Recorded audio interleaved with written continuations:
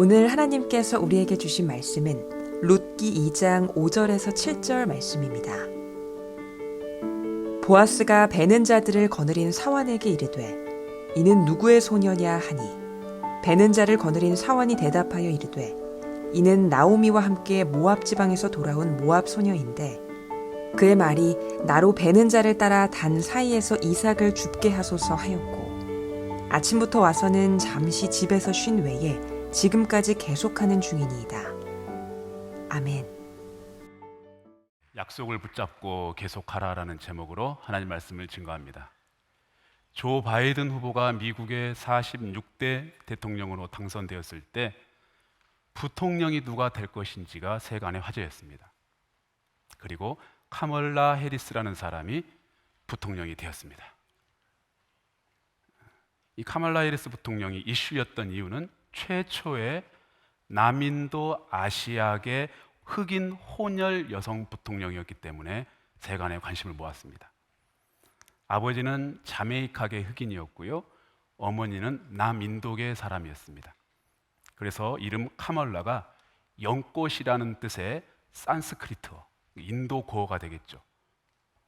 7살에 부모님 이혼하시고 어머니 대장암으로 먼저 사망하시고 그녀는 29살이 아닌 39살이 아닌 49살이 되어서야 자녀가 둘이나 있는 재혼남과 결혼을 하게 되었습니다.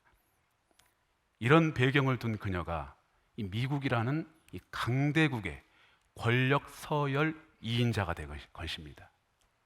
유색인, 특히 아시아계에 대한 차별과 선입견이 아직 남아있는 미 주류 사회에서 카멀라 해리스 부통령은 지금까지도 적지 않은 파장을 일으키고 있는 인물이 되었습니다. 여러분 알다시피 성경에서 주류는 누구입니까? 유대 민족이고요, 유대 남자들입니다. 그들은 이방인들을 또 여성을 비하하고 혐오하고 적대시하며 살았습니다.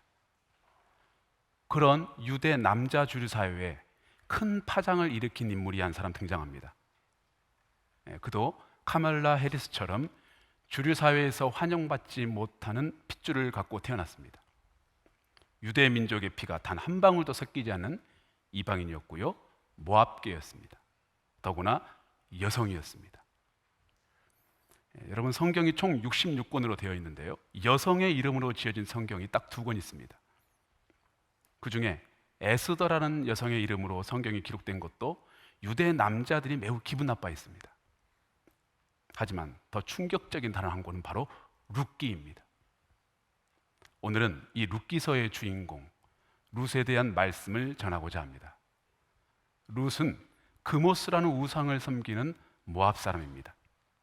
어느 날 자기 동네에 낯선 가족이 이민을 온 겁니다.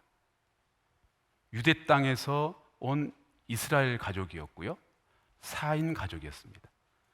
아버지 엘리멜렉, 어머니 나오미, 그리고 말론과 기론이라는 이렇게 2 아들로 구성된 4인 가족이었습니다.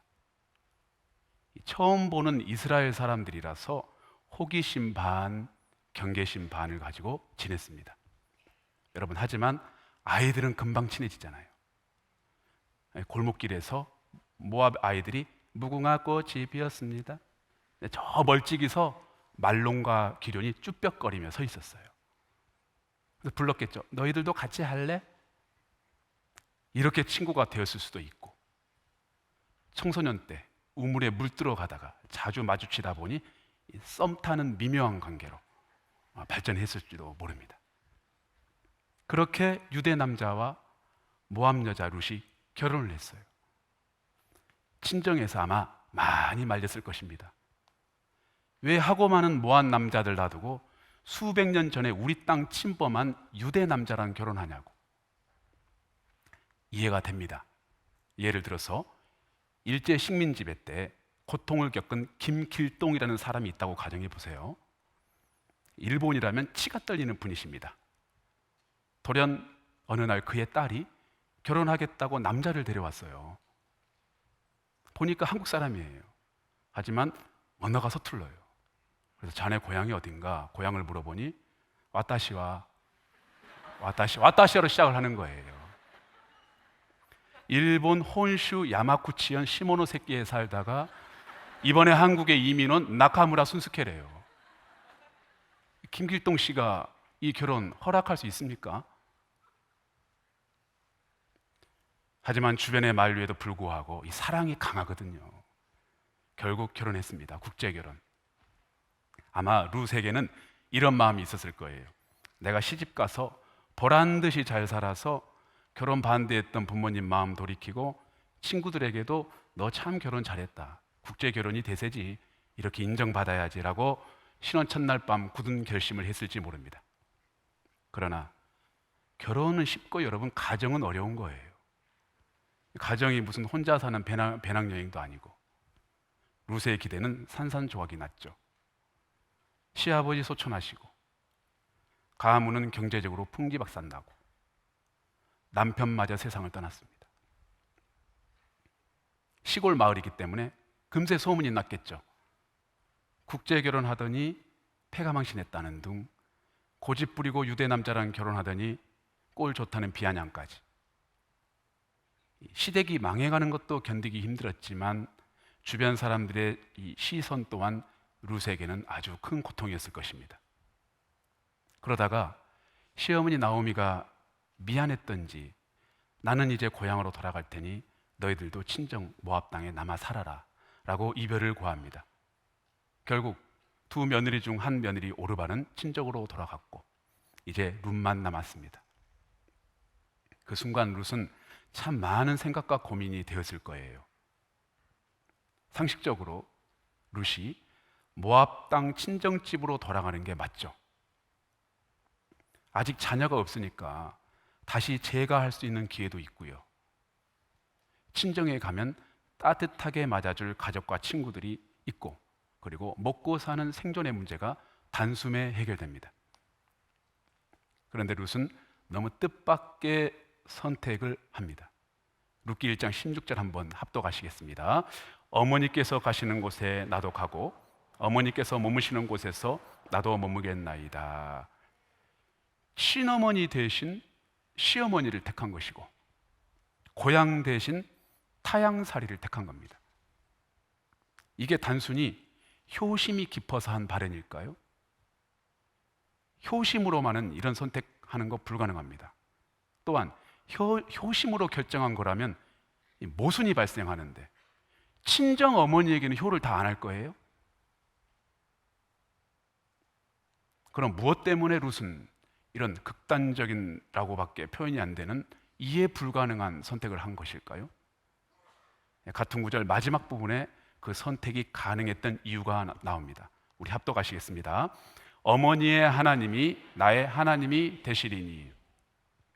어머니라는 단어에서 하나님이라는 단어로 그 무게중심이 이동하는 게 보이십니까? 어머니 때문이라면 효심, 하나님 때문이라면 신앙입니다. 신앙 때문에 어머니를 쫓아가겠다고 선언하고 있는 것입니다. 그 선언은 1장 17절에서 더 구체화되는데요. 합독해 보시겠습니다. 내가 죽는 일 외에 어머니를 떠나면 여호와께서 내게 벌을 내리시고 더 내리시기를 원하나이다. 아멘. 모압 여인 룻은 하나님의 이름을 정확하게 알고 있었습니다. 여호와. 그리고 그 하나님을 두려워하고 있습니다. 물론 제대로 된 성경 공부나 율법을 배울 수 있는 기회가 없었기에 하나님에 대한 완전하고 풍성한 이해는 없었을 거예요. 하지만 룻이 여호와 하나님을 자신의 하나님으로 받아들였다는 것과 그 하나님을 두려워할 줄 아는 신앙을 이미 갖고 있었다는 것이 본문에서 드러납니다. 여러분, 혹시 지금 룻처럼 어떤 선택의 기로에 서 있는 분이 계신가요? 많은 사람들이 상식을 쫓아 이윤을 쫓아 선택하고 또 효심이라는 이 감정의 영역처럼 감정, 기분, 본능에 따라서 선택을 합니다. 그리고 서로가 그런 선택을 권하고 그런 선택이 옳은 선택이라고 서로 다독거리며 인정하는 시대가 저희가 살고 있는 시대예요. 그러나 우리 그리스도인들은 상식, 이윤, 감정, 기분, 본능에 따라서 선택하면 절대 안 되고요. 신앙을 쫓아서 선택을 할 줄 알아야 됩니다. 그래서 그리스도인의 선택의 기준은 오직 신앙입니다. 그런 측면에서 룻은 인생 중 가장 중요한 갈림길에서 최고의 선택을 했다고 해도 과언이 아닙니다.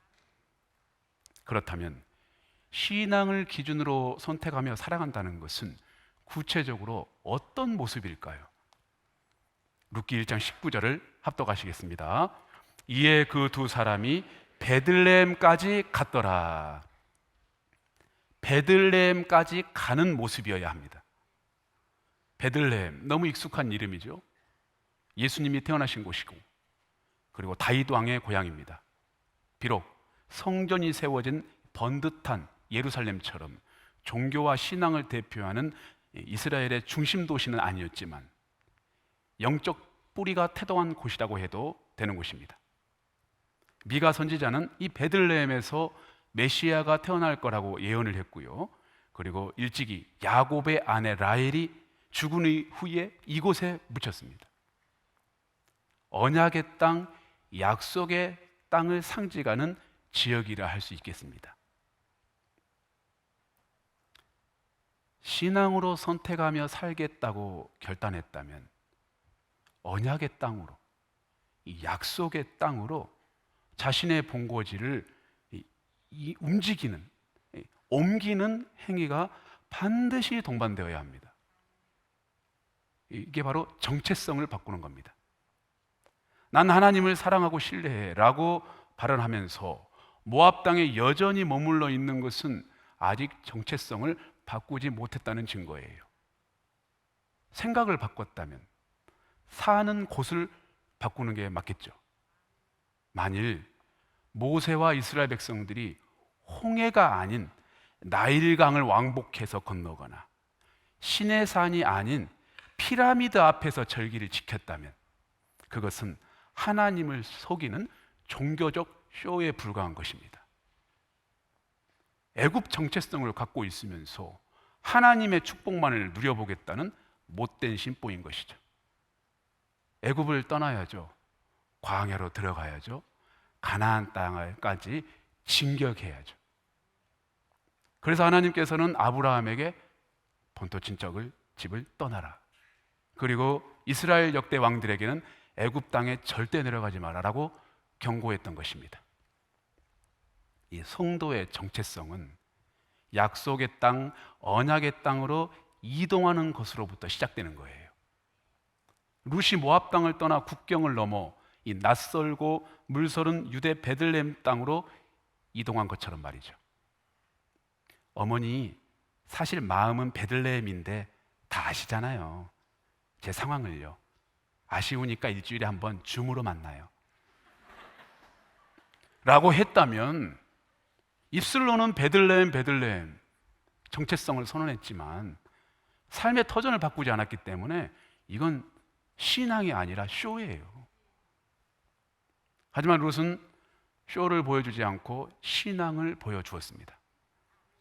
더 이상 모압의 언어, 모압의 문화, 모압의 세계관, 모압 사람들의 비전대로 살지 않겠다고 이별 선언을 한 것이죠. 이제 베들레헴의 언어, 베들레헴의 문화, 베들레헴의 세계관, 그리고 그들의 비전을 쫓아 살겠다고, 그 언약 안에서 약속대로 살겠다고 작심하고 이주를 결심한 것입니다. 결국 성도의 정체성은 이 언약 말씀입니다. 그렇게 룻은 모압 정체성을 포기하고 베들레헴 정체성으로 옮겨왔습니다. 쉽게 말해 아이폰을 버리고 갤럭시로 왔다. 그렇게 익숙한 아이폰을 버리고 갤럭시로 왔다.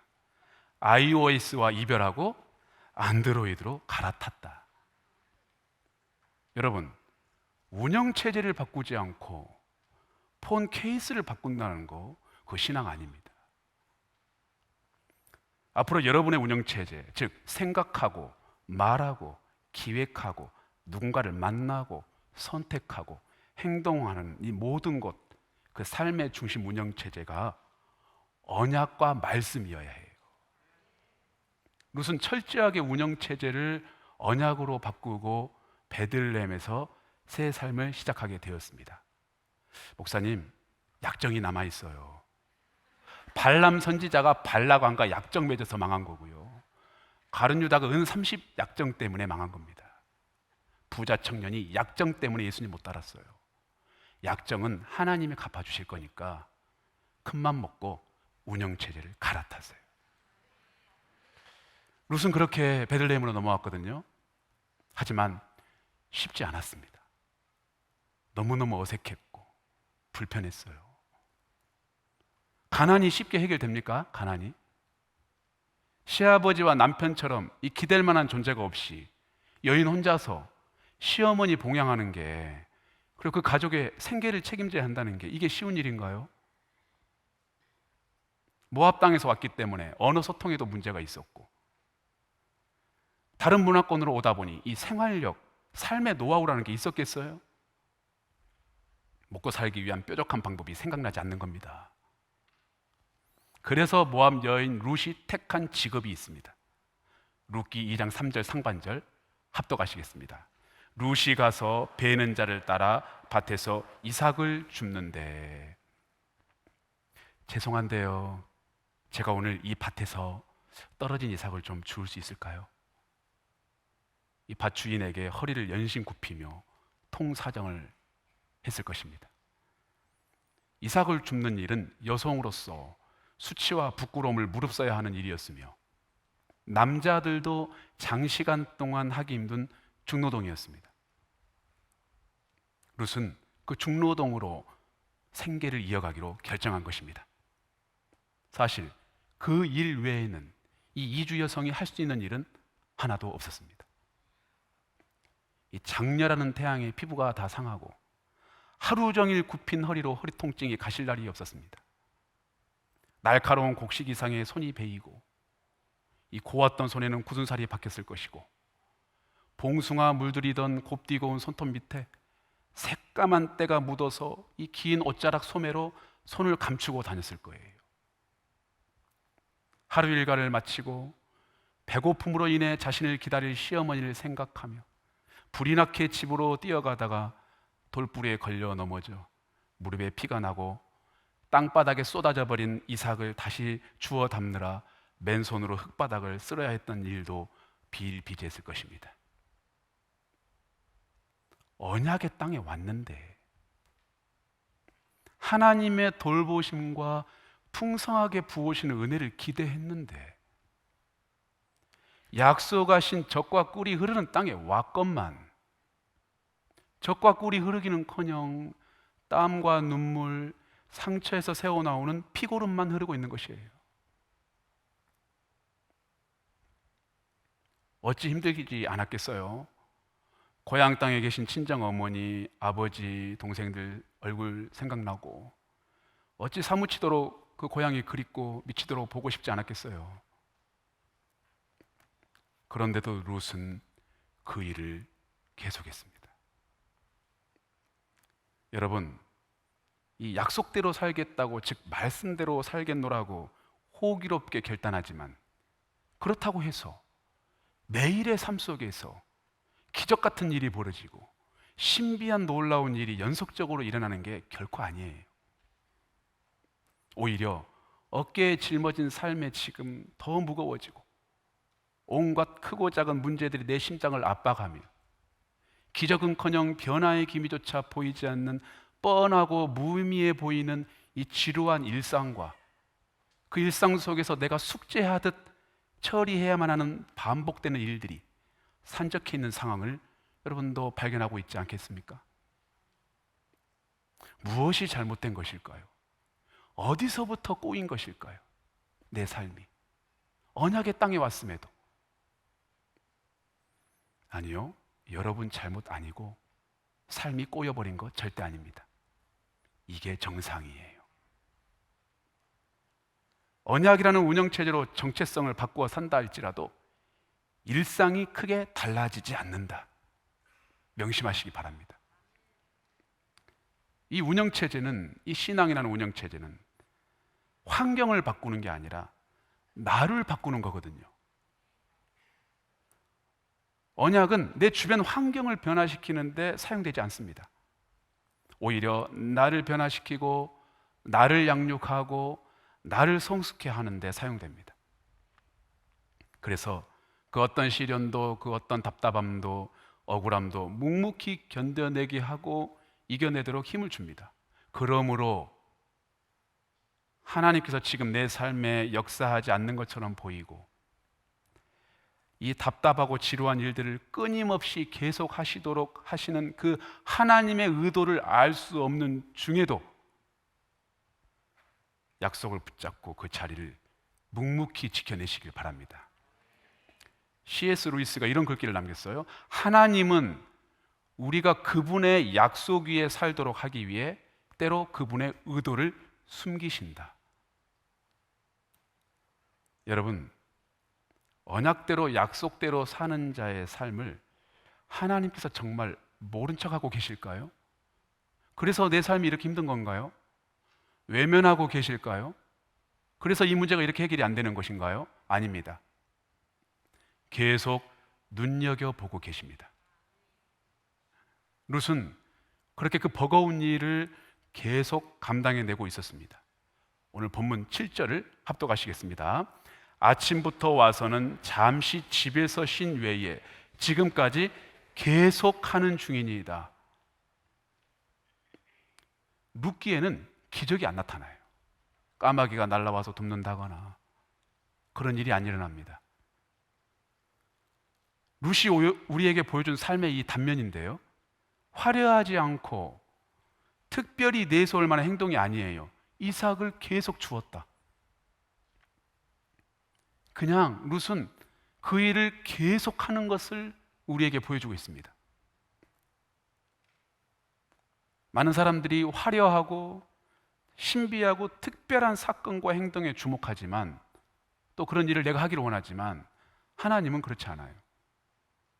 하나님은 내가 눈에 보이지 않는 그 작은 일, 드러나지 않는 일, 때론 의미 없어 보이는 일, 승산이 없어 보이는 그 일을 꾸준하게 계속하고 있는지를 지금 주목하고 계십니다. 현대를 살아가는 우리들이, 또 청년들이 잘 못하는 게 있어요. 계속하는 걸 못합니다. 힘들다고 그만두고, 상처받았다고 포기하고, 내 성향이랑 안 맞는다고 내려놓고, 비전 없다고 도중에 팽개치고, 부담된다고 헤어지고, 이길 승산 없다고 기권하고, 돈이 안 된다고 이직하고. 언약의 땅에 왔다면 무의미해 보이고 비전 없어 보이는 일이라 할지라도 그것이 현재 내가 해야 될 일이라면 꾸준히 계속 하시면 되십니다. 저는 이것을 신앙의 지속성이라고 표현하고 싶습니다. 1시간은 믿고 기다릴 수 있겠죠. 하루, 한 달 정도는 믿고 기다릴 수 있어요. 그 일을 계속하면서. 그러나 1년, 2년 장기화되면 그 일을 약속대로 계속할 수 있습니까? 하나님은 그 신앙의 지속성을 여러분에게 기대하고 있는 것입니다. 성경에 등장하는 다른 인물의 고백을 들어보겠습니다. 여호수아 14장 10절 우리 합독하시겠습니다. 이제 보소서, 여호와께서 이 말씀을 모세에게 이르신 때로부터 이스라엘이 광야에서 방황하니 45년 동안을 하나님께서 말씀하신 대로 나를 생존하게 하셨나이다. 오늘 내가 85세로 돼. 아멘. 갈렙이에요. 갈렙. 사실 갈렙도 정통 유대인이 아닙니다. 그는 그니스 족속 출신으로서 순수한 히브리 혈통이 아닌 이방 민족, 즉 가나안 땅 족속 출신이고요. 나중에 고센 땅에서 편입 시험 보고 유다 지파로 편입한 겁니다. 그런 그가 고센 땅에서 정체성을 바꾸기로 마음먹었어요. 나 이스라엘 백성 될 거야. 그래서 그들과 함께 홍해를 건넌 겁니다. 왜? 땅을 옮겨야 되거든요. 설레이는 마음으로 홍해를 건넜어요. 하지만 그 다음 날 이 꿈과 희망의 나라 에버랜드인 줄 알았더니 가도 가도 끝이 안 보이는 데스밸리, 죽음의 땅. 40세의 홍해를 건넜는데 그 건조한 데스밸리에서 85세까지 무려 45년간을 언약궤를 절절절절절 따라다니며 광야를 버텨내고 그 일을 계속했습니다.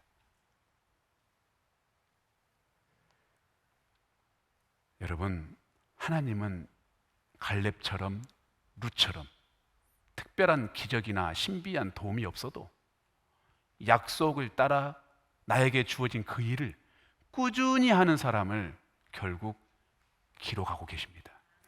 욥기서 17장 9절 말씀 우리가 합독하겠습니다.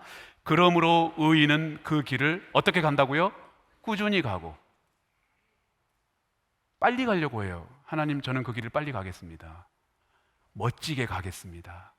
유명해지면서 가겠습니다. 아니요, 꾸준히 가라고 말씀하십니다. 여러분, 결국 신앙이란 이 두 가지 측면으로 나눠집니다. 정체성과 지속성이에요.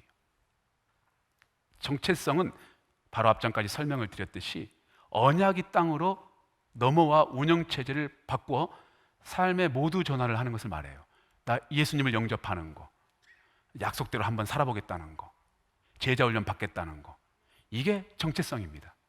그런데 이 정체성만으로는 그 사람이 신앙이 있다고 정의 내리기 힘듭니다. 반드시 지속성이 따라줘야 합니다. 화면에 도식을 한번 보시죠. 신앙이란 이 정체성과 지속성이 아우를 때 신앙이 되는 거예요. 이 언약이라는 정체성 위에서 이 나에게 맡겨진 일을 계속, 지속, 연속, 꾸준히 하는 것이 바로 신앙입니다. 그 진정한 신앙을 모압 여인 룻이 보여준 거예요. 베들레헴이라는 약속의 땅으로 이주해온 이 이후에 시어머니를 봉양하는 일과 이삭 줍기라는 중노동, 이 자신에게 맡겨진 이 두 가지 일 계속, 지속, 연속, 꾸준하게 했던 것입니다. 하나님은 그런 룻을 흐뭇하게 지켜보고 계셨어요. 그리고 드디어 움직이십니다. 숙명처럼 보아스를 만나게 하셨고, 보아스의 입술을 통해서 그동안 너를 지켜보고 있었노라고 다음과 같이 위로의 말씀을 따뜻하게 건네십니다. 룻기 2장 11절 합독해 보시겠습니다. 보아스가 그에게 대답하여 이르되 네 남편이 죽은 후로 내가 시어머니에게 행한 모든 것과 내 부모와 고국을 떠나 전에 알지 못하던 백성에게로 온 일을 내게 분명히 알려졌느니라. 아멘. 하나님은 룻이 힘겹게 친부모와 고국을 떠나던 모습과 그리고 그녀가 이삭 줍는 일을 통해 시어머니를 봉양하는 일을 주목하고 계셨습니다. 그리고 연이어 하나님께서는 그녀에 대한 보상, 그에 합당한 축복의 메시지를 다음과 같이 또한 선포하십니다. 룻기 2장 12절 합독하시겠습니다. 여호와께서 내가 행한 일에 보답하시기를 원하며 이스라엘의 하나님 여호와께서 그의 날개 아래 보호를 받으러 온 내게 온전한 상 주시기를 원하노라 하는지라. 아멘. 그 이후에 하나님께서 룻에게 어떤 축복을 주셨는지, 어떤 보상을 하셨는지는 여러분이 익히 알고 계실 겁니다. 보아스의 아내가 되었고 다윗의 증조모가 되었습니다. 그리고 그녀의 혈통으로 누가 태어나죠? 예수님이 태어나십니다. 여러분께서도 룻과 같은 반전과 역전의 삶을 꿈꾸면서 신앙을 가졌을 거예요. 그리고 열심히 기도하고 계실 것이고 하나님을 바라보고 계실 겁니다. 하지만 룻의 축복의 결과만 집중하면 절대 안 됩니다. 그런 반전과 역전의 축복과 보상을 받은 이유에 대해서 주목을 해야죠. 바로 정체성과 지속성입니다. 단순히 베들레헴 땅으로 이주해 왔다고 해서 축복과 보상을 한 게 아닙니다. 지속했기 때문에 그 일을 보상하고 축복해 주신 것입니다. 룻의 인생처럼 되길 원하신다면, 그렇다면 이 두 가지를 여러분이 먼저 하나님께 보여주세요. 기적을 바라기 전에, 역전을 바라기 전에 여러분이 먼저 그 시험지의 점수를 보여주세요. 이게 하나님 나의 정체성과 나의 지속성입니다. 지속성이 없는 정체성은 허무하고 공허한 일침이고, 정체성이 없는 지속성은 스스로를 고통스럽게 하는 고집일 뿐이에요.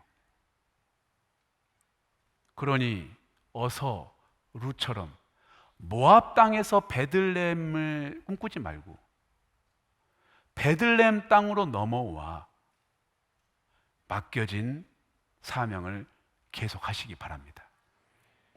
이게 어떤 얘기는 기도일 수 있고요, 어떤 얘기는 엘더나 리더의 직분일 수도 있으며, 교회의 여러 가지 봉사, 이 예배, 그리고 어떤 인내, 누군가를 향한 용서 등등 이런 일들을 계속하라는 의미이고, 또한 이런 영적인 일들 외에 세상에서 내가 섬기고 있는 일터에서 주어진 업무, 그리고 미래를 준비하기 위한 여러분의 공부 등 죽게 하듯 꾸준히 성적이 오르든 안 오르든 돈이 쌓이든 안 쌓이든 그 일을 꾸준히 책임감 있게 해나가시기를 바랍니다.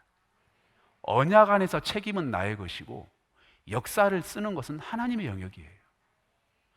내가 내 역사를 쓸 수 없습니다. 룻이 보아스를 만나서 이런 보상을 받아야지 하고 스스로 역사를 썼나요? 어머니를 모시는 책임, 이삭을 줍는 책임을 그저 꾸준히 감당한 것 뿐이에요. 책임은 여러분의 것이고 역사는 하나님의 것이에요. 분명히 하나님께서 룻에게 그러하셨던 것처럼 이 약속, 언약을 붙들고 이 설교를 듣고 그 일을 계속 하겠다라고 결단하는 여러분들을 향하여 하나님께서 지금 역전과 반전의 시나리오를 쓰고 계실 줄 믿습니다. 하나님께서 오늘 이 룻기 본문으로 왜 우리를 찾아오셨을까요? 고민하고 있었기 때문입니다. 내가 나는 하나님을 믿고 여기까지 왔는데 왜 이렇게 힘들지? 약속대로 그 일을 했는데, 기도하며 그 길을 갔는데 왜 실패했지? 왜 해가 갈수록 날이 갈수록 어깨의 짐은 더 무거워지지? 누구에게도 질문하지 못한 그 하나님과의 동행의 의문점, 그걸 알고 있기 때문에 하나님께서 오늘 이 룻기 말씀으로 우리 청년들에게 찾아온 줄 믿습니다. 이곳에 계신 모든 분들은 정체성이 확실한 분들인 줄 압니다. 하지만 지속 속에는 여러분 스스로 퀘스천을 다하길 바라고, 교회의 일이든 즉 영적인 일이든 사회 일이든 하나님은 성과 속을 나누지 않았어요. 세상 일도 거룩한 일입니다. 오직했으면 칼빈이라는 사람이 한 손에는 성경을, 한 손에는 신문을 이라는 캐치프레이를 내걸었겠어요. 교회 일이든 즉 영적인 일이든 하나님과 전혀 관련 없어 보이는 그 일이든 나에게 맡겨진 일이라고 생각되거든 계속, 지속, 연속 꾸준히 하시길 바랍니다. 하나님이 반드시 룻처럼 여러분에게 다가오셔서 축복과 보상을 해주실 줄 믿습니다. 오늘 이 찬양을 부르길 원합니다. 내 삶은 주의 것인데 이 찬양을 부르면서 우리 기도의 자리로 나아가기를 원합니다. 주님 내 길을 잘 아시고 내 걸음하시네, 어둠에서 빛을 내시는 그분을 믿네. 무엇으로 주를 섬기지 어디로 가야 할지 헤매이는 나를 아시고 길을 여시네. 내 삶은 주의 것, 내 삶은 주의 것, 내 삶은 주의 것, 온전한 신뢰를 주께 드리네. 보이지 않아도 믿음으로 걷네. 주 영광 바라보며 주만 따라. 내 삶은 주의 것, 내 삶은 주의 것, 내 삶은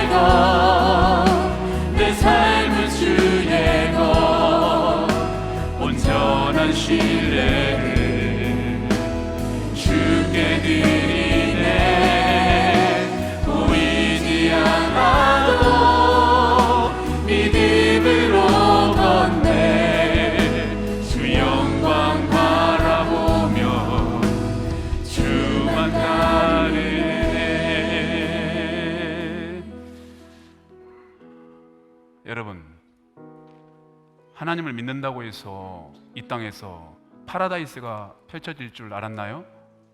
모든 사람들이 나를 선대하고 물질이 쌓이며 어떤 일을 해도 피곤하지 않고 강건하며 심하다 때마다 기회가 열리고, 그렇지 않습니다.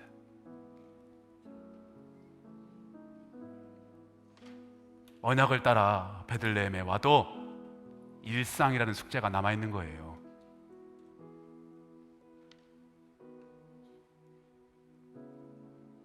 정체성을 바꾸기로 결단했다면 지속하시길 바랍니다. 하나님께서 이제 여러분에게 더 이상 정체성을 기대하지 않습니다. 지속성을 기대합니다.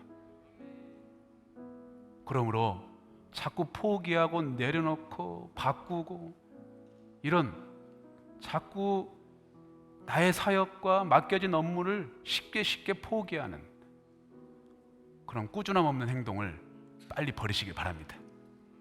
왜 역사를 본인이 쓰려고 그래요? 책임만 다하면 되지. 예수님께서 십자가에 달려 계실 때 이러다가 내가 부활을 어떡하지? 이렇게까지 죽어버리면 부활을 어떡하지? 이렇게 완전히 죽어버리면 부활을 어떡하지? 예수님께서 십자가에서 부활의 역사를 걱정하셨습니까? 십자가에서 죽어가는 책임을 다하면 됩니다. 책임은 우리의 것, 역사는 하나님의 것. 이제는 우리 잠잠히 기도합니다. 하나님, 제가 베들레헴 땅으로 넘어온 건 맞지만 힘들다고, 돈이 되지 않는다고, 비전 없다고, 나에게 맡겨진 일을 쉬엄쉬엄 띄엄띄엄 대충 했습니다. 그런 나를 불쌍히 여기셔서 말씀으로 찾아오신 하나님, 오늘 이 말씀이 나를 향한 말씀인 줄 믿습니다. 연속 지속 계속하겠습니다. 꾸준히 하겠습니다. 하나님, 날 붙들어 주옵소서. 우리 잠잠한 마음의 기도로 우리 묵상하듯 하나님께 기도하겠습니다. 하나님 아버지, 베들레헴 땅으로 넘어온 지 얼마입니까? 그러나 내가 베들레헴 땅에서 그 일을 지속하지 않았습니다. 오히려 떠나온 모압 땅을 그리워하면서 내가 그곳에 그냥 머무를 걸, 그곳에서 나의 비전을 찾을 걸, 그곳에서 모압의 생활 방식대로 살아갈까 후회하며 불평하며, 또한 언약의 땅에서 나에게 채워지지 않는 하나님께 서운해하며 원망하며 살고 있지는 않은 거지. 하나님 아버지, 우리를 불쌍히 여기셔서 오늘 이 말씀으로 찾아오신 줄 믿습니다. 언약의 땅에서 책임을 다하게 하소서. 그 언약의 땅에서 계속하게 하소서. 그리하여 이곳에서 하나님께서 보여주신 축복과 보상을 반드시 받기를 원합니다. 주님 도와주십시오. 한 가지만 더 기도합니다. 혹시 이 자리에 내가 그 일을 그만둘 거야, 그 일이 교회 내 일이든, 즉 영적으로 교회와 관련된 일이든, 가정에서의 일이든, 업무든 간에 나 더 이상 그 일 못해, 난 이제 그거 내려놓을 거야 생각하는 분이 계십니까? 내려놓지 마세요. 어리석은 모습 계속하고 계세요. 스스로 문을 열려고 하지 마세요. 하나님이 열어줄 때까지 그 일을 부끄럽고 수치스럽고 고통스러워도 계속하고 계세요. 하나님께서 시나리오를 쓰실 수 있도록 넘겨드리세요. 포기하지 마시고 다시 그 일을 하겠다라고 이 시간 마음속에 결단하세요. 하나님, 내가 그 일을 내려놓으려고 했던 이 모습 용서하여 주시고 오늘 이 말씀 듣고 그 일을 계속하겠습니다. 하나님께서 역전과 반전의 기회를 주실 때까지 내가 그 일을 하도록 할 테니 그 일을 감당할 때 나에게 힘과 능력 주시고 나를 붙들어 달라고 이 기도 제목만큼은 우리 주의 이름 한번 부르고 큰 소리로 부르짖고 기도하겠습니다. 주여! 아버지 하나님, 내가 그 일을 내려놓으려고 했습니다.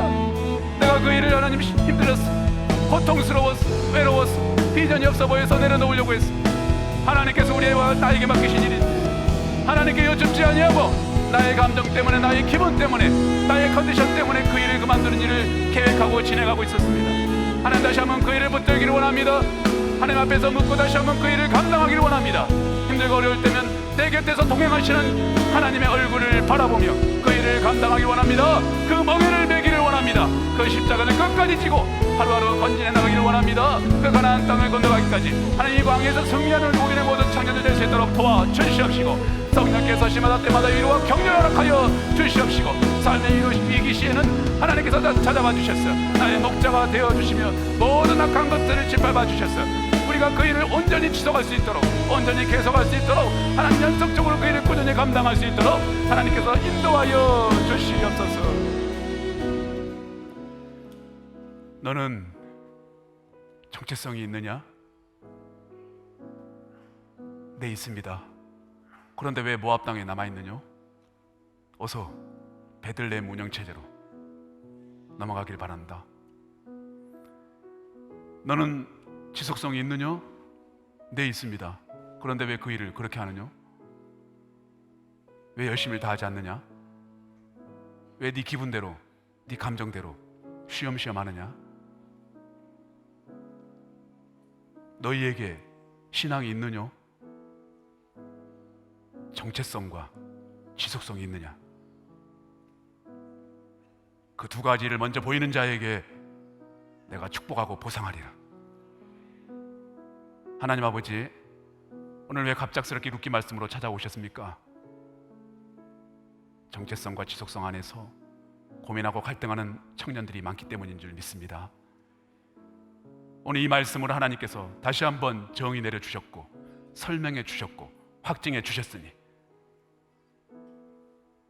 약속 안에서 그 일을 계속하는 진정한 신앙인으로 다시 한번 거듭나게 하여 주시옵소서. 이제는 우리 주 예수 그리스도의 은혜와 하나님 아버지의 다함없는 사랑과 성령님의 교통 역사 충만하심이 삶의 운영 체제를 언약, 약속으로 바꾸고 룻처럼 확실한 정체성과 꾸준한 지속성으로 하나님 앞에 온전한 신앙의 제사를 드려 하나님으로부터 주어지는 삶의 반전과 역전의 축복을 누리길 원하는 오륜의 모든 성도들과 특별히 청년들 머리 위에 지금부터 영원토록 함께 하시기를 간절히 축원하옵나이다. 아멘.